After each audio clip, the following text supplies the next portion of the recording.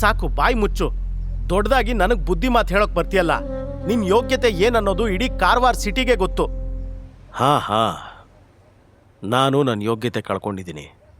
ನಿನ್ನೆದುರು ನಿನ್ನ ಫ್ಯಾಮಿಲಿ ಎದುರು ಅಷ್ಟೇ ಅಲ್ಲ, ಈ ಇಡೀ ಸಿಟಿ ಮುಂದೆ ನನ್ನ ಮರ್ಯಾದೆ ಹೋಗಿದೆ. ನಿಂಗೆ ನನ್ನ ಪ್ರೀತಿ ಮಾತ್ರ ಇವತ್ತಿಗೂ ಕಾಣಿಸಿಲ್ಲ. ನಮ್ಮ ಪ್ರೀತಿ ಉಳಿಸೋಕೆ ನಾನು ಮಾಡಿರೋ ಚಿಕ್ಕ ಚಿಕ್ಕ ಎಫರ್ಟ್ ಕೂಡ ನಿನ್ನ ಕಣ್ಣಿಗೆ ಕಂಡಿಲ್ಲ. ನಿನ್ನ ಮಮ್ಮಿ ಮತ್ತೆ ಸುತ್ತ ಇರೋ ಜನ ಹೇಳೋದನ್ನೇ ಸತ್ಯ ಅನ್ಕೊಂಡಿದ್ಯಾ? ನನ್ನ ಮರ್ಯಾದೆ ಕಳ್ಕೊಳ್ಳೋದ್ರಲ್ಲಿ ನಂಗೆ ಮಜಾ ಸಿಗುತ್ತೆ ಅನ್ಕೊಂಡಿದ್ಯಾ ನಮ್ರತಾ? ಆ ಶಿವನ ಮೇಲೆ ಆಣೆ, ನನ್ನ ಯೋಗ್ಯತೆ ಏನು ಅಂತ ನಿನಗೆ ತಿಳಿಯೋ ದಿನ ಇದೆಯಲ್ಲ ನಮ್ರತಾ, ಆ ದಿನಕ್ಕೋಸ್ಕರ ಕಾಯ್ತಾ ಇದ್ದೀನಿ. ಆ ದಿನ ನನ್ನ ಮುಂದೆ ನೀನು ಬಂದು ನಿಂತಾಗ ಬಿಡು, ನೀನು ಯಾವುದಕ್ಕೂ ಲಾಯಕ್ಕಿರಲ್ಲ. ಫಸ್ಟ್ ದಿನದಿಂದಾನೋ ನನಗೆ ನಿನ್ನ ಪ್ರೀತಿ ಬೇಕು ಅಂತ ಅನ್ನಿಸ್ಲಿಲ್ಲ. ನಾನು ಕೇಳಲೂ ಇಲ್ಲ. ನನ್ನ ಅಜ್ಜ ಒಬ್ಬರು ಫೋರ್ಸ್ ಮಾಡದೇ ಇದ್ದಿದ್ರೆ ನಾನು ಯಾವತ್ತೂ ನಿನ್ನ ಮದುವೆನೇ ಆಗ್ತಿರ್ಲಿಲ್ಲ. ಚಿಕ್ಕ ಎಫರ್ಟ್ಸ್ ಮಾಡಿದ್ಯಾ ಪ್ರೀತಿ ಉಳಿಸ್ಕೊಳ್ಳೋಕ್ಕೆ. ಯಾವುದದು? ರಿಯಲಿ ತ್ರಿಶೂಲ್, ನೀನು ನಂಗೆ ಕೊಟ್ಟಿರೋ ಲಾಸ್ಟ್ ಗಿಫ್ಟ್ ನೆನಪಿದ್ಯಾ? ಒಂದು ಫೇಕ್ ಮುತ್ತಿನ ಸರ. ಏನು ಹೇಳೋ? ಫೇಕ್. ನಿನ್ನ ಲವ್ ಕೂಡ ಪ್ಲಾಸ್ಟಿಕ್ಕೆ. ಈಗ ಬಂದು ನಂಗೆ ಮಾರಲ್ ಕ್ಲಾಸ್ ತಗೋಬೇಡ. ಈ ದರಿದ್ರ ರಗಳೆಯಿಂದ ನಂಗೆ ಪರ್ಮನೆಂಟ್ ಮುಕ್ತಿ ಕೊಟ್ಬಿಡು ಸಾಕು. ಮುಕ್ತಿ ಬೇಕಾ? ಕೊಡೋಣ. ನಿಂಗೇನು ಬೇಕೋ ಅದನ್ನೆಲ್ಲ ಕೊಡಿಸೋ ಹುಡುಗ ಬೇರೆ ಸಿಕ್ಕಿದಾನಲ್ವ ನಿಂಗೆ? ಕಿರಣ್ ಕಡೆ ಕೈ ತೋರಿಸಿ ಹೇಳ್ದ. ಕಿರಣ್ ಸಿಡುಕ್ತಾ, ಏಯ್ ಬಿಕಾರಿ, ನಿನಗಿಂತ ಚೆನ್ನಾಗೆ ನಾನು ಅವಳನ್ನು ನೋಡ್ಕೋತೀನಿ. ನನಗವಳು ದೇವತೆ. ದೇವಿನ ನಾನು ಖುಷಿಯಾಗಿ ಇಟ್ಕೋತೀನಿ. ನೆಕ್ಸ್ಟ್ ವೀಕ್ ಅವಳು ಬರ್ತ್ಡೇ ಪಾರ್ಟಿನ ಹೇಗೆ ಗ್ರ್ಯಾಂಡ್ ಆಗಿ ಆರ್ಗನೈಸ್ ಮಾಡ್ತೀನಿ ನೋಡ್ತಿರೋ. ನಿನಗೆ ಹೇಳೋದು ವೇಸ್ಟ್, ನೋ ಯೂಸ್. ಜೋರ್ ಮಾತುಕತೆ ನಡೀತಾ ಇರುವಾಗಲೇ ಗಿರಿಜಾ ಬಂದು, ಮಗಳೇ, ಆ ಬೆಗ್ಗರ್ ಜೊತೆ ಇನ್ನೇನು ಮಾತು? ಛೀ, ಮಾತಾಡೋಕೆ ನಿಂಗೆ ಬೇರೆ ಯಾರೂ ಸಿಗ್ಲಿಲ್ವಾ? ನೀನು ಮತ್ತೆ ಕಿರಣ್ ಡೇಟಿಂಗ್ ಹೋದ್ರಿ ಅಂತ ನಾನು ಅನ್ಕೊಂಡ್ರೆ ಇವನ್ ಜೊತೆ ಬೀದಿಲ್ ನಿಂತು ಮಾತಾಡಿ ನಿನ್ ಮರ್ಯಾದೆ ಯಾಕೆ ಕಳ್ಕೊತೀಯಾ? ನಿಮ್ಮಿ, ನಡಿ ಒಳಗೆ. ಗಿರಿಜಾ ನಮ್ರತಾ ಕೈ ಹಿಡ್ಕೊಂಡು ಒಳಗೆ ಕರ್ಕೊಂಡು ಹೋಗ್ಬಿಟ್ಲು. ಕಾಳಿ ರಿವರ್ ಪಾರ್ಕ್ ಟೂರಿಸ್ಟ್ ಅಟ್ರಾಕ್ಷನ್ಗಾಗಿ ಅಂತಲೇ ಡೆವಲಪ್ ಮಾಡಿದ್ರು.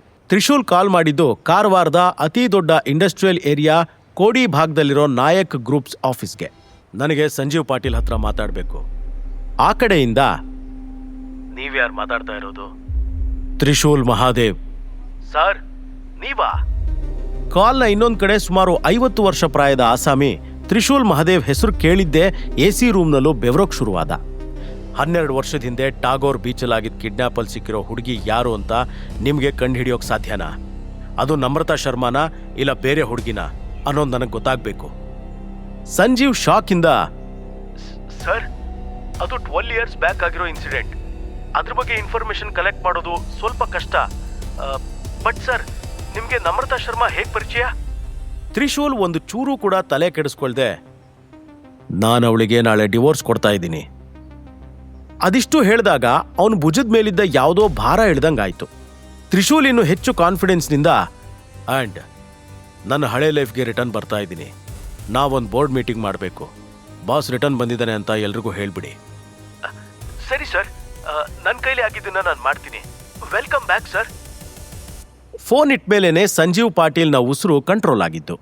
ತಕ್ಷಣ ಅವನು ಕಂಪನಿಯ ಅಮೆರಿಕ, ಆಸ್ಟ್ರೇಲಿಯಾ, ಯುರೋಪ್ ಮತ್ತೆ ಸೌತ್ ಏಷ್ಯಾದ ಎಲ್ಲಾ ಡೈರೆಕ್ಟರ್ಸ್ಗೂ ನಾಯಕ್ ಗ್ರೂಪ್ನ chairman mister Trishul Mahadev return ಬಂದಿದ್ದಾನೆ ಅನ್ನೋ ಇನ್ಫಾರ್ಮೇಶನ್ನ ಪಾಸ್ ಮಾಡ್ದ. ಕಾಲ್ ಕಟ್ ಮಾಡಿ ಆದ್ಮೇಲೆ ತ್ರಿಶೂಲ್ ನಗ್ತಾ, ನಮ್ರತಾ, ನಾನು ನಿನ್ನ ರಾಣಿ ಥರ ನೋಡ್ಕೋಬೇಕು ಅಂದ್ಕೊಂಡಿದ್ದೆ. ಬಟ್ ನಿಂಗೆ ನನ್ನ ಪೂರ್ತಿ ಮಾತು ಕೇಳೋಷ್ಟು ಪೇಷನ್ಸ್ ಕೂಡ ಇರಲಿಲ್ಲ. It's your bad luck. ನೀನೇನು ಕಳ್ಕೊಂಡಿದ್ಯಾ ಅನ್ನೋದು ಕೂಡ ಗೊತ್ತಿಲ್ಲ. ದಾಳ ಈಗ ನನ್ನ ಕೈಲಿದೆ. ಮುಂದೆ ಹೇಗೆ ಆಟ ಆಡಿಸ್ತೀನಿ ನೋಡ್ತಾ ಇರು. ಅದೇ ಟೈಮ್ಗೆ ವರ್ಲ್ಡ್ನ ಬೇರೆ ಬೇರೆ ಪಾರ್ಟಲ್ಲಿರೋ ನಾಯಕ್ ಗ್ರೂಪ್ಸ್ನ ಎಲ್ಲ ಎಂಪ್ಲಾಯೀಸ್ಗೆ ಒಂದು ಮೆಸೇಜ್ ಹೋಗಿತ್ತು. Message from Nayak group, Trishul Mahadev is back. ಅವರಿಗೆ ತ್ರಿಶೂಲ್ ಪರಿಚಯ ಇದೆಯೋ ಇಲ್ವೋ, ಆದರೆ ಆ ಮೆಸೇಜ್ ರಿಸೀವ್ ಆಗಿತ್ತು. ಬಟ್ ಅದೊಂದು ಮೆಸೇಜ್ ಎಲ್ಲ ಎಂಪ್ಲಾಯೀಸ್ ಖುಷಿಯಿಂದ ಕುಣಿಯೋ ಹಾಗೆ ಮಾಡ್ತು. ಯಾಕಂದ್ರೆ ತ್ರಿಶೂಲ್ ಎಲ್ರಿಗೂ ಫೇವ್ರೇಟ್. ಸಂಜೀವ್ ಕೆಲಸದಲ್ಲಿ ಬ್ಯುಸಿ ಆಗಿರೋವಾಗಲೇ ಏಕ್ದಮ್ ಅವನ ಸೆಕ್ರೆಟರಿ ಒಳಗೆ ಬಂದ. ನಾನಿಲ್ಲಿ ಬ್ಯುಸಿ ಇರೋದು ಕಾಣಲ್ವಾ? ಡೋರ್ ನಾಕ್ ಮಾಡಿ ಬರಬೇಕು ಅನ್ನೋ ಸೆನ್ಸ್ ಇಲ್ವಾ? ಸೆಕ್ರೆಟರಿ ಭಯದಿಂದ, ಸಾರಿ ಸರ್, ಅದು ಶರ್ಮಾ ಫ್ಯಾಮಿಲಿಯಿಂದ ಇನ್ವಿಟೇಷನ್ ಬಂದಿದೆ, ನಿಮ್ಗೆ ಹೇಳೋಣ ಅಂತ ಬಂದೆ. ನಾನು ಆಮೇಲೆ ಬರ್ತೀನಿ ಸರ್. ಏನು ಹೇಳಿದೆ ನೀನು? ಶರ್ಮಾ ಫ್ಯಾಮಿಲಿನಾ?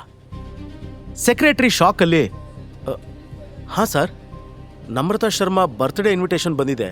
ಬಟ್ ನೀವು ಬ್ಯುಸಿ ಇದ್ದೀರಾ ಅಂದರೆ ನಾನು ಬೇಡ ಅಂತೀನಿ. ಅಷ್ಟು ಕೇಳಿದ್ದೆ ಸಂಜೀವ್ ಕುರ್ಚಿಯಿಂದ ಎದ್ದು, ನೋ ನೋ ನೋ, ಹಾಗೆ ಮಾಡೋದು ಬೇಡ. ಒಂದು ಕೆಲಸ ಮಾಡು, ನಾವು ಬರ್ತೀವಿ ಅಂತ ರಿಪ್ಲೈ ಮಾಡು ಆ್ಯಂಡ್ ಒಂದು ಗಿಫ್ಟು ರೆಡಿ ಮಾಡು. ಸರಿ ಅಂತ ತಲೆ ಆಡಿಸಿ ಹೊರಟ ಸೆಕ್ರೆಟ್ರಿ ಮತ್ತೆ ಬಂದು, ಸರ್ ನಿಜವಾಗ್ಲೂ ತ್ರಿಶೂಲ್ ಸರ್ ಬರ್ತಿದ್ದಾರಾ? ಸಂಜೀವ್ ಹೌದು ಅಂತ ತಲೆ ಆಡಿಸ್ದ. ಅದನ್ನ ನೋಡಿ ಸೆಕ್ರೆಟ್ರಿ ಶಾಕ್ ಆದ. ಅವನಿನ್ನೂ ತ್ರಿಶೂಲ್ನ ನೋಡಿರಲೇ ಇಲ್ಲ. ಬರೇ ಅವನ ಬಗ್ಗೆ ಒಂದಿಷ್ಟು ಸ್ಟೋರೀಸ್ ಕೇಳಿದ್ದ. ಮನ್ಸಲ್ಲೇ ತ್ರಿಶೂಲ್ನ ನೋಡೋ ಭಾಗ್ಯ ನಂಗೆ ಕೂಡ ಇದೆ ಅಂತ ಖುಷಿಯಾದ. ಇದೇ ಗಲಾಟೆ ಮಧ್ಯೆ ವಂಶಿ ಬಂದು, ಏನ್ ವಿಷಯ, ಆಫೀಸ್ ಯಾಕೆ ಇಷ್ಟೊಂದು ಸೌಂಡ್ ಮಾಡ್ತಾ ಇದೆ ಇವತ್ತು? ನಮ್ರತಾಗೆ ರಿಯೂನಿಯನ್ ಪಾರ್ಟಿಲಿ ಒನ್ ನೈಟ್ ಸ್ಪೆಂಡ್ ಮಾಡಿದ್ರೆ ಕೋಟಿ ಕೊಡ್ತೀನಿ ಎಂದಿದ್ದು ಇದೇ ವಂಶಿ. ಸಂಜೀವ್ ಪಾಟೀಲ್ ಅವನಿಗೆ ಚಿಕ್ಕಪ್ಪ ಆಗಬೇಕು. ಈ ವಿಷಯ ತ್ರಿಶೂಲ್ಗೂ ಗೊತ್ತಿಲ್ಲ. ಬಟ್ ವಂಶಿಯ ಹಣೆ ಮೇಲಿರೋ ಗಾಯದ ಮಾರ್ಕ್ ನೋಡಿ ಸಂಜೀವ್, ನಿನ್ನ ತಲೆಗೆ ಹೇಗೆ ಏಟಾಯ್ತು, ಏನಾಯ್ತು? ಖಂಡಿತ ಚಿಕ್ಕಪ್ಪ ಇದ್ರ ಬಗ್ಗೆ ಕೇಳ್ತಾರೆ ಅನ್ನೋದು ವಂಶಿ ಗೆಸ್ ಮಾಡಿದ್ದ. ಏನಿಲ್ಲ ಕಾಕ, ನಿನ್ನೆ ರಾತ್ರಿ ರಿಯೂನಿಯನ್ ಪಾರ್ಟಿಲಿ ಒಂದು ಸಣ್ಣ ಗಲಾಟೆ ಆಯಿತು, ಅದರಲ್ಲೇ ಆಗಿದ್ದು. ವಾಟ್? ಯಾರು ಮಾಡಿದ್ದು? ಈ ಕಾರವಾರದಲ್ಲಿ ನಿನ್ನ ಮೇಲೆ ಕೈ ಮಾಡೋಂಥ ಧೈರ್ಯ ಯಾರು ಮಾಡಿದ್ದು? ಅವನು ಯಾವ ಬಿಲದಲ್ಲಿ ಅಡಗಿದ್ರು ಸರಿ, ಸುಮ್ಮನೆ ಬಿಡಲ್ಲ ನಾನು. ಒಂದು ಹುಡುಗ ಮತ್ತು ಅವನೊಂದಿಷ್ಟು ಫ್ರೆಂಡ್ಸು ಅಟ್ಯಾಕ್ ಮಾಡಿದ್ರು. ಅವನು ಒಬ್ಬನೇ ಇದ್ದರೆ ನಾನು ಕೂಡ ಒಂದು ಕೈ ನೋಡಿ ಬರ್ತಿದ್ದೆ ಅಂದ. ಏನು ಮಾಡಬೇಕು ಅಂದ್ಕೊಂಡಿದ್ಯಾ ಅವನಿಗೆ? ವಂಶಿ ಸ್ವಲ್ಪ ಹಿಂಜರಿತಾ, ಕಾಕ ನಂಗೋಸ್ಕರ ಅವನ ಕೈಕಾಲು ಮುರಿದು ಬರೋಕೆ ಯಾರ್ದಾದ್ರೂ ನಂಬರ್ ನಿಮ್ಮ ಹತ್ರ ಇದೆಯಾ? ಸಂಜೀವ್ ಸಣ್ಣ ಧ್ವನಿಯಲ್ಲಿ, ನೋಡು ವಂಶಿ, ನೀನು ನನ್ನ ಮಗನ ಥರ, ಅದಕ್ಕೆ ಈ ಮಾತು ಹೇಳ್ತೀನಿ ಕೇಳು. ಮೊದಲೇ ಟೈಮ್ ಸರಿ ಇಲ್ಲ. ನೀನು ಏನೋ ಮಾಡೋಕ್ಕೆ ಹೋಗಿ ಅದಿನ್ನೇನೋ ಆದರೆ ಡೋಂಟ್ ವರಿ ಕಾಕ, ನಾನು ಜಸ್ಟ್ ಅವನ ಕೈಕಾಲು ಮುರಿತೀನಿ ಅಷ್ಟೇ, ಜಾಸ್ತಿ ಏನಿಲ್ಲ. ಸಂಜೀವ್ಗೆ ಇದಕ್ಕೂ ಮೇಲೆ ಬೇಡ ಅಂತ ಹೇಳೋಕೆ ಮನಸ್ಸಾಗಲಿಲ್ಲ. ಸೊ ಫೋನ್ ವಂಶಿ ಕೈ ಕೊಟ್ಟವನು 1 ಸೆಕೆಂಡ್ ನಂತರ ಫೋನ್ ರಿಟರ್ನ್ ತಗೊಂಡು, ವಾಟ್ಸ್ ಇಸ್ ನೇಮ್? ಅವನ ಹೆಸರು ಗೊತ್ತಿಲ್ಲ, ಬಟ್ ನನ್ನ ಕ್ಲಾಸ್ಮೇಟ್ ಹಸ್ಬೆಂಡ್, ಕಾಮನ್ ಮ್ಯಾನ್ ಅವನು, ಅಷ್ಟೇನೂ ಇಂಪಾರ್ಟೆಂಟ್ ಪರ್ಸನ್ ಅಲ್ಲ. ಸಂಜೀವ್ಗೆ ಸಮಾಧಾನ ಆಯಿತು. ಫೋನ್ ಕೊಟ್ಟು ವಾರ್ನ್ ಮಾಡ್ತಾ, ಇನ್ನೊಂದು ಮಾತು, ಏನಾದರೂ ಉಲ್ಟಾ ಪಲ್ಟಾ ಆಗಬೇಕಲ್ಲ, ಆಗಿ ಕಾಕನ್ನ ಮರ್ತುಬಿಡು. ವಂಶಿ ಸುಮ್ಮನೆ ತಲೆ ಆಡಿಸ್ದ ಮತ್ತಲ್ಲಿಂದ ಹೊರಟೋದ. ಆಫೀಸ್ ರೂಮಿಂದ ಹೊರಗೆ ಬಂದಿದ್ದೆ ಅವನ ಕಣ್ಣು ಕೆಂಡ ಕಾರ್ತಾ ಇತ್ತು. ಮನ್ಸಲ್ಲೇ, ಅವನ ಕಾಲು ಮುರಿಸಿ ನಾನು ಏನು ಮಾಡಲಿ? ಎಲ್ಲರ ಮುಂದೆ ನಂಗೆ ಮಾಡಿರೋ ಅವಮಾನಕ್ಕೆ ಜೀವನೇ ತೆಗೆಸ್ತೀನಿ. ಅವನ ಡೆಡ್ ಬಾಡಿ ನೋಡಬೇಕು ನನಗೆ. ವಂಶಿ ಚಿಕ್ಕಪ್ಪನ ಫೋನಿಂದನೇ ಕಾಲ್ ಮಾಡ್ದ. ಹಲೋ, ನನಗೆ ಒಬ್ಬನ ಡೆಡ್ ಬಾಡಿ ನೋಡಬೇಕು, ಆ ಬಾಡಿಗೆ 25 ಲಕ್ಷ ಕೊಡ್ತೀನಿ ಅಂತ ಯಾರಿಗೋ ಸುಪಾರಿ ಕೊಟ್ಟ. ಇದೇ ಸಮಯ ಶಿವಮೊಗ್ಗದ ಕೆಳದಿ ಸಂಸ್ಥಾನಕ್ಕೆ ಸೇರಿದ ಒಂದು ದೊಡ್ಡ ಮಹಲ್ನಲ್ಲಿ 20 ಲಕ್ಸುರಿ ಕಾರ್ಗಳು, 30 ಬಾಡಿಗಾರ್ಡ್ಸ್ ನೆಕ್ಸ್ಟ್ ಡೇ ಎಲ್ಲೋ ಹೊರಡೋಕೆ ರೆಡಿ ಆಗ್ತಾ ಇದ್ರು. ಇಷ್ಟೆಲ್ಲ ಗಾರ್ಡ್ಸ್ ಮತ್ತೆ ಫೆಸಿಲಿಟೀಸ್ ರಾಜಗುರು ರಕ್ಷಣೆಗೆ ಸಜ್ಜಾಗಿದ್ವು. ಸೆಕ್ಯೂರಿಟಿ ಟೀಮ್ ಹೆಡ್ ಹತ್ರ ಹೋಗಿ, ಗುರೂಜಿ ನಾಳೆ ಹೊರಡೋದಕ್ಕೆ ಎಲ್ಲ ರೆಡಿಯಾಗಿದೆ, ನಾವೆಲ್ಲ ನಾಳೆ ಬೆಳಿಗ್ಗೆ 9 ಗಂಟೆಗೆ ಹೊರಡ್ತಿದ್ದೀವಿ. ರಾಜಗುರು ಕಣ್ಣಲ್ಲಿ ನೀರು ನೋಡಿ, ಗುರೂಜಿ ಏನಾದರೂ ಪ್ರಾಬ್ಲಮ್ ಆಗಿದೆಯಾ? ನಿಮ್ಮ ಕಣ್ಣಲ್ಲಿ ನೀರು ಯಾಕೆ? ರಾಜಗುರು ಕಣ್ಣು ಒರೆಸ್ಕೊಂಡು ನಗ್ತಾ, ತ್ರಿಶೂಲ್ ಬಗ್ಗೆ ನ್ಯೂಸ್ ಕೇಳ್ದಾಗ್ಲಿಂದ ನನಗೆ ಸಂತೋಷದ ಕಣ್ಣೀರು ನಿಲ್ತಾನೇ ಇಲ್ಲ. ಅವನನ್ನು ನೋಡದೆ 3 ವರ್ಷ ಕಳೀತು. ನಾಳೆ ಅವನನ್ನು ಈ ಕಣ್ಣಾರೆ ನೋಡೋ ಭಾಗ್ಯ ನಂದಾಗತ್ತೆ. ಏನೂ ಸಮಸ್ಯೆ ಆಗದೆ ಅವನು ಸರಿ ಇದ್ದಾನೆ ಅನ್ನೋದೇ ನಂಗೆ ಸಂತೋಷ. ಎಲ್ಲ ಶಂಕರನ ದಯೆ. ಗುರುಜಿ, ನೀವೊಂದು ಸ್ವಲ್ಪ ಹೊತ್ತು ರೆಸ್ಟ್ ಮಾಡಿ, ನಾಳೆ ತುಂಬಾ ದೀರ್ಘ ಯಾತ್ರೆ ಇದೆ. ಸಂಪೂರ್ಣ ಕಥೆ ಕೇಳಲು ಪಾಕೆಟ್ FM ಅಪ್ಲಿಕೇಶನ್ ಡೌನ್ಲೋಡ್ ಮಾಡಿ, ಲಿಂಕ್ ಡಿಸ್ಕ್ರಿಪ್ಷನ್ ಅಲ್ಲಿದೆ.